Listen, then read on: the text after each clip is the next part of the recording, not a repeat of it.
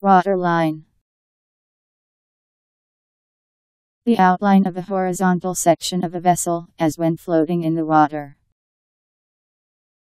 Any one of certain lines of a vessel, model, or plan, parallel with the surface of the water at various heights from the keel. In a half-breadth plan, the water lines are outward curves showing the horizontal form of the ship at their several heights. In a shear plan, they are projected as straight horizontal lines.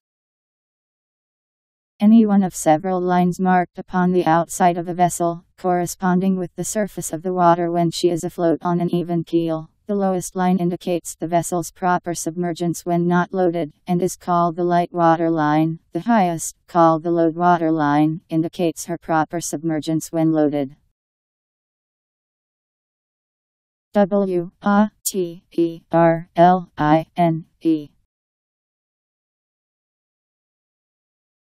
Waterline.